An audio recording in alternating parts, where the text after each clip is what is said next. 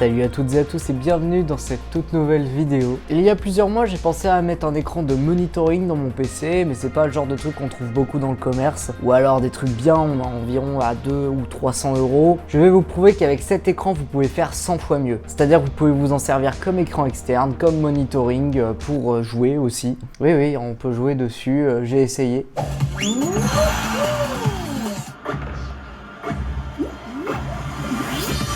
On peut mettre des fonds d'écran dynamiques dessus 100% personnalisables, c'est super fluide, on a vraiment une belle couleur. On est quand même sur du 1920 par 480 pixels, c'est-à-dire qu'on est sur une résolution d'écran qui est similaire à mon écran de 27 pouces, c'est-à-dire qu'en longueur elle fait 1920 pixels par 1080, c'est la même qualité. Bon, alors la première étape c'est l'achat bien sûr, vous pouvez avoir cet écran là sur Amazon, il sera environ à 80-90 euros, tandis que sur AliExpress vous pouvez facilement le trouver pour 60 ou 70 euros. Donc, bien sûr vous avez les 2 semaines de livraison si vous êtes sûr d'être livré ou si vous avez un peu peur. Je vous conseille quand même d'acheter sur Amazon, au moins vous avez un bon suivi et vous êtes sûr de recevoir le colis.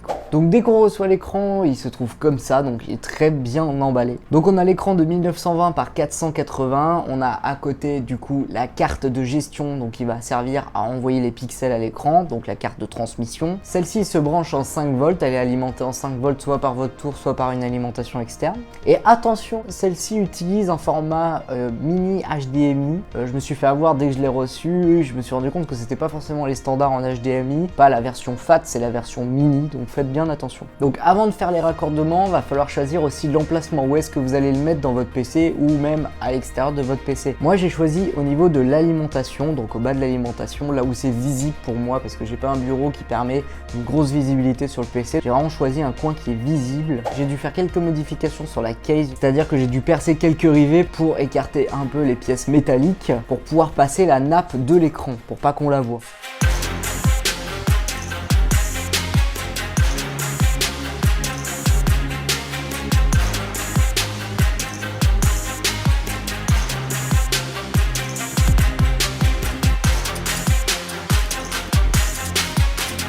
Pour l'adapter à fond sur le PC, j'allais pas le laisser comme ça parce que bon, un écran LCD avec des contours métalliques, ça rend pas forcément si bien. J'ai donc décidé de modéliser et d'imprimer une pièce en 3D qui va faire le contour de cet écran pour pouvoir le fixer sur la tour.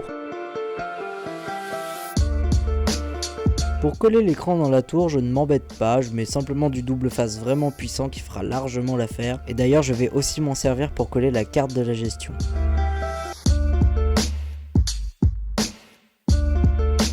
Ensuite, on passe les câbles dans la tour pour brancher l'USB directement sur la carte mère et l'HDMI sur la carte graphique. Donc nous nous retrouvons sur le PC pour faire les différents téléchargements et pour pouvoir vous montrer un peu comment ça se passe. Déjà pour commencer, on va voir si notre écran il est bien détecté quand on le branche en HDMI. Donc on va aller dans Système et voilà, déjà dans écran il apparaît juste là. Donc moi je l'ai mis ici, donc c'est très bien parce que du coup ça correspond ni au premier ni au deuxième, ça correspond au troisième au niveau du haut. Donc si je clique sur celui-là, voilà, 1920 par 480, format paysage parce que je l'ai utilisé comme ça. Si vous utilisez l'écran en portrait, vous pouvez l'utiliser en portrait et en portrait renversé et du coup vous mettez ici étendre le bureau à cet affichage. Donc pour télécharger ce logiciel de monitoring qui s'appelle d'ailleurs AIDA64, il vous suffit de vous rendre sur leur site et de télécharger ici la version extrême. Donc vous faites download et vous appuyez sur le premier. Bien sûr je vous mets le lien en description pour que vous puissiez le télécharger sans trop de difficultés. Donc voilà, vous avez ouvert là pour la première fois votre logiciel, donc ça va apparaître comme ça avec une aide ici, un manuel. Vous en foutez, vous le quittez. L'avantage de cette application c'est que vous avez énormément de possibilités de savoir vous avez quoi comme matériel. Vous pouvez faire toutes vos mises à jour, du BIOS, des composants et tout super facilement.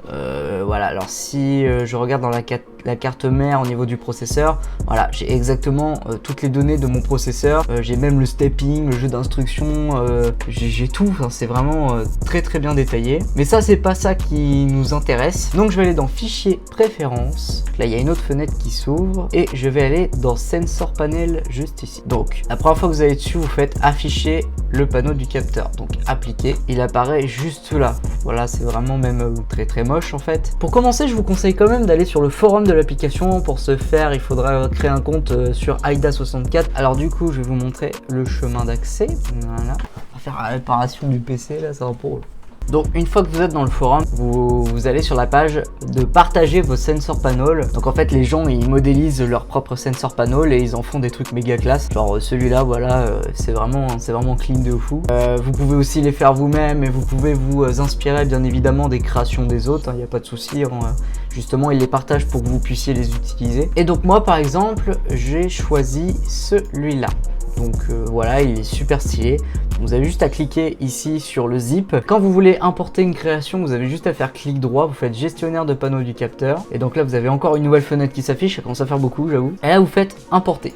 Il y a encore une autre fenêtre qui s'ouvre et va vous demander lequel vous voulez choisir. Simplement, moi je vais prendre celui-là. Là, il vous dit êtes-vous sûr de vouloir, évidemment. Hein. Et voilà, donc du coup derrière, il s'est mis en giga énorme. Donc voilà. Là, ce que je vais faire, c'est pouvoir directement en fait le transvaser sur le petit écran. Donc je vais vous montrer ça tout de suite en caméra. Donc voilà, je vais juste ici, je le prends sur cet écran, je le prends sur cet écran et sur l'écran juste ici.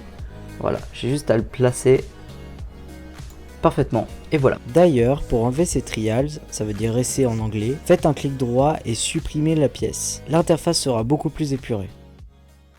Donc voilà, vous avez bien pu voir comme moi que c'était pas si compliqué que ça, installer ce logiciel permettant de faire le monitoring de votre PC. Il y a vraiment des designs de fou, je pense même que je vais changer de temps en temps parce que j'aime pas trop le fait que ce soit statique, qu'il n'y ait rien qui bouge, j'aime bien un peu d'animation. Donc à un moment ça va changer. En tout cas, si vous avez aimé cette vidéo, n'hésitez pas à me le dire dans les commentaires et à liker la vidéo. Si vous avez des questions, n'hésitez pas, les commentaires sont là aussi pour ça. Et je vous dis à la prochaine dans une autre vidéo. Salut!